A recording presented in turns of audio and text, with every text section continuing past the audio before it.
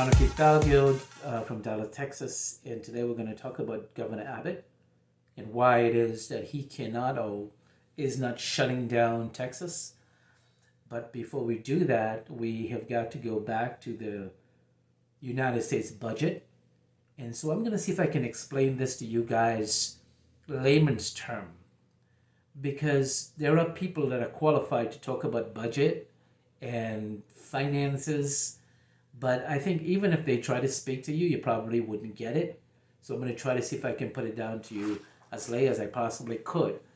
Now, everybody's bashing Trump as to why he did not close down the economy when the COVID-19 hit. If you recall, Nancy Pelosi, Chuck Schumer, Obama, and everybody was talking about COVID was a lie. COVID was a fraud. He just wants to stop Muslims from coming into the country. He wants to ban people from the influx into the United States, and the president still shut it down. But it took a little long. It should have been shut down way back, but you had to see numbers before you shut stuff down. I mean, ban people from coming into the country. Had he not put that ban in place, would have had a bigger flux of people coming in, and the death rate would have been higher in the United States had that not happened. But then the language switched from the Democrats that, oh, he didn't shut it down fast enough. Well, you were saying it was a lie.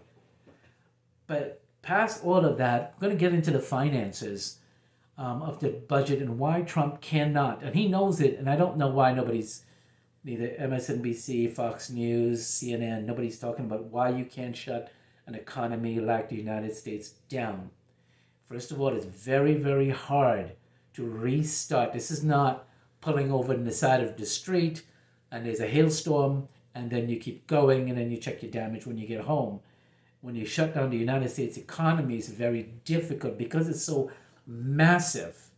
Just remember, the United States is only 5% of the world, but it is the largest economy and the largest wheel that runs everything in the world. This is why the United Nations houses itself in the United States and all these other entities, because we drive the world.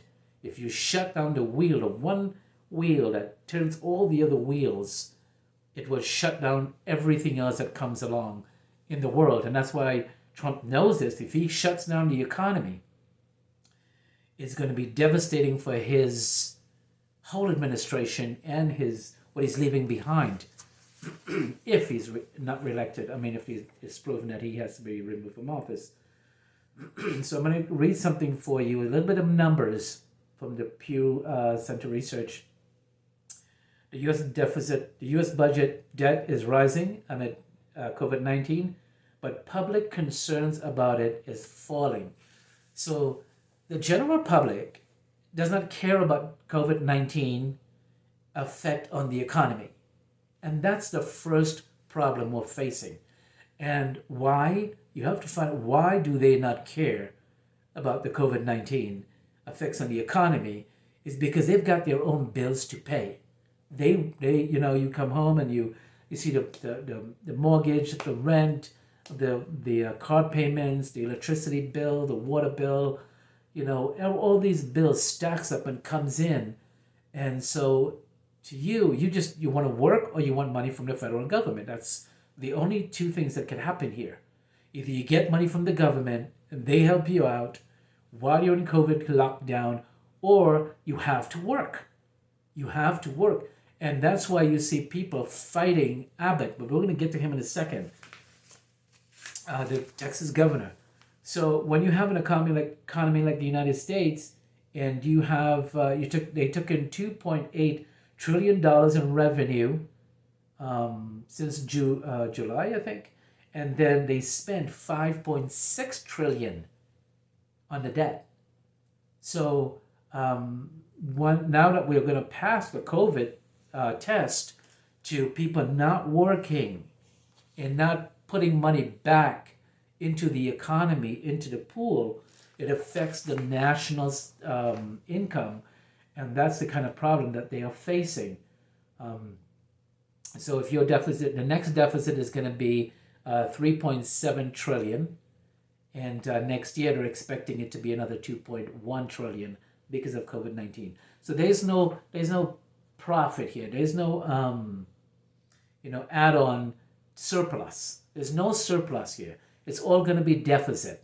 So the government have to get function. It has to get money to spend. You've got to spend on military. You got to spend on everything else. The government itself, everything that functions, every function the federal government has to be financed. And if you don't have the revenue to finance that, you have to borrow it. You have to borrow that money. Sometimes you borrow it from many different entities. Sometimes you bond, like in local government, you bond. Sometimes you have to borrow it from yourself. But that money has to be paid back. And whatever entity you borrowed from, there's an interest to be paid back. So the government could be paying like $1.2 billion in interest alone without having to start paying back for what they borrowed. So that has to come in as revenue. And that is why Trump is not shutting down the United States. And that's why he's saying, I'm not shutting down the economy, without explaining what the financial damage, the income, the surplus, the deficit is that affects all of this. Let's go back down to Greg Abbott, the governor of Texas. The governor of Texas shut down his economy once, I think almost twice. And Republicans, not Democrats, Republicans ripped him for it. And there was a big protest outside the governor's mansion. And on the very day of the protest, the COVID-19 death in who got it spiked this high. On the very day of the protest, that the Republicans were outside his house saying, you cannot and you better not shut down the economy, and this is devastating to all of us. And the death rate and the infection rate went all the way up on that very day. And I watched the protest, and then I compared the numbers, and I saw it spiked. So what everybody's talking about science. The science is not wrong. So this is a fight between the science versus economics. So you're either going to shut it down, or you're going to have to get an income for the people that are in your state, which is, let's just take the state of Texas. So everything is down. So what's down? We have hotel occupancy is down. That's an income. Natural gas, that's an income. Oil production taxes, that's an income. Motor fuel taxes, that's an income. Motor vehicle sales and rentals and registration, that's an income. And other taxes, sales taxes are down, that's an income. So the biggest income that Greg Abbott and the local government such as Dallas has is property taxes. They need people to pay their property taxes and their mortgage. That's 80% of the budget. The rest of the taxes is coming from sales taxes on goods, and there's some other place I think that's about 12%, and the other 5% comes from other taxes. But the biggest set of taxes is what you're going to get from homeowners. And if those people are not working, they can't pay for those homes. They can't pay those taxes back into the government. When it's time for the governor to balance his budget, he's going to have a deficit. He now has to borrow that money or find it or start making cuts to government. And do you know when the biggest cut to government comes? Fire and police. Fire and police is where, and furloughs city employees. And services. So you're going to get less services. You're going to get fire and police being cut. And and all this is going to happen to the economy. And that's why the governor knows this. And that's why I wish he would come out, and I wish the people around him from his budget office would come out, and I wish the president would come out and explain this to the public in details. Why do I need to keep the economy flowing? Because we cannot afford to lose that income. But here's the problem. The problem is there's less jobs.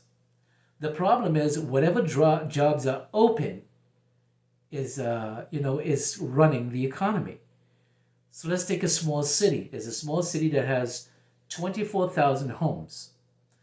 and they run their budget on those homes. But every year they still run short about, let's say that budget is about $280 million. Every year they still fall short of $20 million. They have to borrow that $20 million. What happens when they come down to 19,000 homes? Taxes go up. You have to raise the taxes on those homeowners because I said 18,000. So if I said 18,000, then you have 24. You have 6,000 people are no longer paying their rent, no longer paying the taxes on their property. So now you got to go to the 18 and says, we got to jack up your taxes. All this is happening. People have to pay or they will stop paying their taxes. And even when they pay their taxes late, it also affects the government because the government has a certain amount of time to send out a bill, the tax bill, and to get that money back in. If the tax bill go out and they didn't get the money back in, then you have a problem because that deadline stops, and now you can't pay out the bill because 4,000 people did not send back their taxes, property taxes, in time. And so now you got to go borrow that and you got to raise taxes again in the next cycle to start to cover up for all of that. So this is why the economy needs to keep going. And this is why, and look, it's vote versus, Chris Christie said this was a horrible remark, but it's a remark I'm going to use. And he said, some people are going to die. Nobody has to die because the CDC has precautions in place to tell you how you're going to die. If you don't social distance, if you don't wear a mask, if you don't go outside there for reasons you're not supposed to be out, you won't spread the disease. You don't spread the virus. So what's happening is people are recklessly going out there. Other than employment, they are going out there. So the numbers spike, and when the numbers reach a certain percentage, and these percentages are not from working people, they are from recreational people. It's the recreational people that are causing the people who have their jobs to lose that job and to shut down. In Texas today, I think today is the 6th of December, 2020, they are now bringing restaurants back down to 50% and closing the bars. The restaurants didn't cause it. The bars didn't cause it. It's recreational habits that are spreading the virus. And the problem also is the government. Let's just pick the government of Dallas. When you have a community spread of a disease or any spread, you have to go after that spread. You have to get out there within the spread and find the problem areas and block the spread. In the police department, when you have a high crime area, you focus a lot of resources and manpower on that area to make sure you disperse of it. And that's what the government in every city in the United States is failing to do, to go after the spread. The spread is in the community. That's why they call it community spread. We have a disease that is now community spread. When Ebola came and they had a few cases here, they quarantined those people like you wouldn't believe. You couldn't go next to the hospital. You couldn't even go inside because they had a Ebola patient in there. So, in this case, it's out. It's out in the community. But the government did not go out in the community. So the bottom line is this. You have people that want their income. They have to pay their bills. They have to pay their taxes. They have to pay their mortgage. These are mostly Republicans because they are working, hardworking people. Most of them. On the Democratic side, you have a lot of people that don't work, but a majority that do work. So they're affected as well, but it's not as much. When the mayor of Dallas made a comment that blacks and Latinos has to first get the virus, what he's basically saying, now this virus, the strength of the virus doesn't affect a minority more than it affects a white person. It affects them the same. So if it affects a white person the same as it would a black or Hispanic or somebody else, then why do you have a larger case here? It's because white folks did a better job wearing a mask, staying home, being distance and managing that. The minority community are out there hanging out, doing whatever they need to do. They don't care, and their habits cause the virus to come into that community widespread. It's a habit problem. The mayor didn't address that issue, and he should have. We have a bad habit in the minority community to just go nonchalant, go out there, hang out, do whatever we want, and then when we get this virus, then we're all in the hospital crying. It's not fair to discriminate because people took caution and the other people didn't. It's not fair to use race to disseminate this, to put out this virus to different groups or in the community. You can use the people that are on the front line. You can use the elderly. You can use people with underlying problems first, the ones that's most affected by it. You can start with that, but to use race was really one. I was liking this mayor and his stance on crime and everything else, but I didn't like that comment that he made or request that he made to the CDC. But anyway, coming back to what's happening is that the big problem that you have is coming from the federal government. When you tell people to stay home, you got to understand they got bills to pay. You got to understand that they've got a life to live. And if you don't fill that life with the income from the federal government to say, okay, we're going to cover, you can stay home, but we're going to cover your rent. We're going to cover your mortgage. We're going to cover some of your bills. We're going to do this and we're going to do that. Then that's a balance. But when you shut down all the jobs and all the bills, let's pick the 5 biggest bills that you have, the one that would cripple you and keep you homeless and take away everything you're worth and own. When you say to that person, we're going to know you have all of this to pay, but we're going to take away your job. We're going to not let you go out to work. We're not going to let you, we're going to let you stay home. We're going to shut down if you're a restaurant person, if you work in a bar, if you work in one of these service industries. We're going to shut all of that down. And now they can't work. Now they can't feed your family. Other businesses have to shut down as well. So that is where the problem is. You have shutdown versus the person's income. You have stay home, and then the government is supposed to come in and help you. And those things work together, but it's not working because for the past 4 months, the Democrats are fighting with the Republicans. Just remember, the Democrats are holding all the money. All the money, they are holding it. Nobody can get that money unless the Democrats release it. But what the Democrats did is what they put a lot of fat in there. They put a lot of free stuff for illegal immigrants and the cities that favored them. They were trying to give the government all kind of fat. So what happens in a budget, when you're passing a budget, is you add all kind of stuff inside of it. And then when someone comes along and read it and said, look, you can't add this. You can't add that. You can't add, $400 billion. They add stuff in there for corporate bailoff, corporate help, for corporations who fail or who wants more money to stay alive, when the people are the one who really needs the money. So that's that's happening from the big government to Greg Abbott to the city of Dallas. There are failures on every level of the government, but the biggest failure is in the federal government's failure for the past 3 months to say, look, I don't care if it's a Republican, I don't care if it's a Democrat, I don't care who I am, I need to get money to those people. And that's why I was very mad not very mad, but I was very disappointed when Colin Allred won his seat in Dallas and never spoke up for the financial struggles that people are going through, and would say to Nancy Pelosi and the rest of them, we need to get money down here. We need money for these people. He never opened up his mouth and said anything about that, and they're all silent on that. The Democrats in the Congress, let me tell you what would happen if the Republicans had the Congress.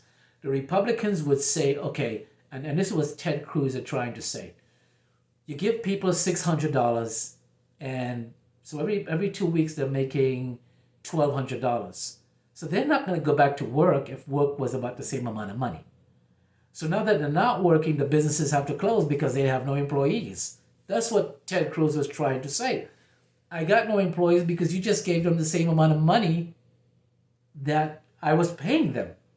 So there was, I don't know the exact math, but he was saying, okay, so give them about 80% of that, but the rest have to come from employment and some kind of employment or incentive to be employed.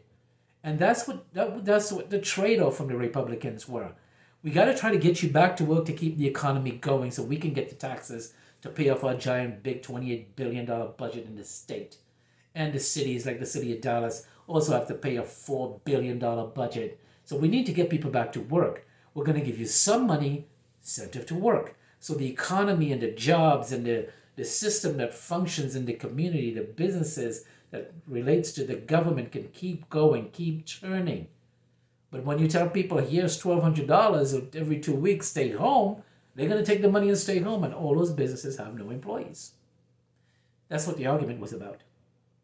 So now, the Nancy Pelosi and the Democrats are not stupid. We tell you how smart they are. They know that if they fund you, the same thing's going to happen if Biden wins the election. So right now, there's no money. That this fight with the Republicans is a fraud on you, because they know if we delay this, just pick a fight with the Republicans and say we don't like what they're giving us. We don't like what they're giving up. They fight for first month, the second month, and in the third month. Guess what? You have to go to work. You have to find work because you have to pay your bills. So the people who are not working and they left for whatever reason or got money, you now have their job openings. So that's why there was 1 point something million jobs added to the economy, or 700,000 jobs added to the economy. That's what's happening. Even Nancy Pelosi and her crew knows the deal. That's why, I heard a guy says, if you don't understand all the big, powerful players, the 5 big, powerful entities that run the world, they control the Republicans and they control the Democrats. The day you figure out that those 2 entities are working for the same people, you won't break them. But once you find out it's all the same game to keep those billionaires and trillionaires in power, then it's going to fall apart. So that's what's happening here. The Republican wants it, Nancy Pelosi wants it, but they're not telling you that. They're not telling you we're holding up because we know you're going to go back to work. We know you're going to keep the economy going. We know that we need a working economy to get there. So they fight with the Republicans. They hold off. The second month, they hold off. This is the 4th month, and they're holding off. The Democrats are holding off because they are doing exactly what they know the Republicans have to do, and that is to get you back to work.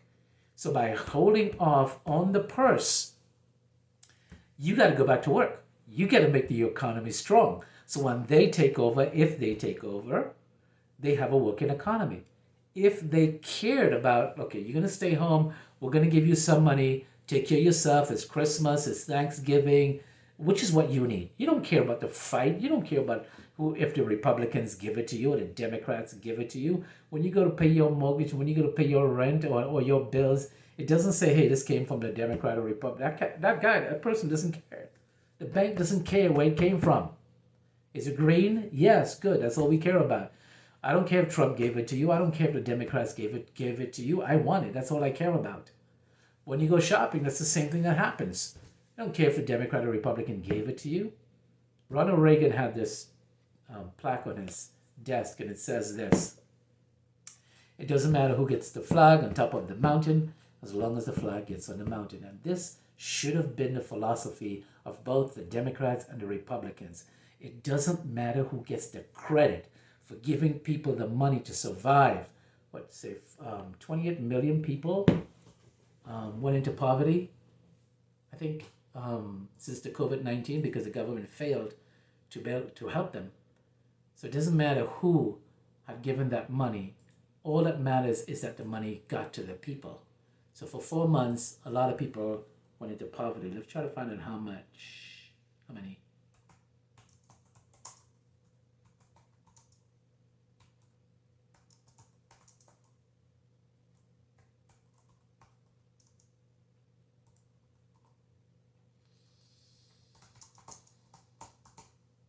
Hey, people went into poverty because of COVID-19.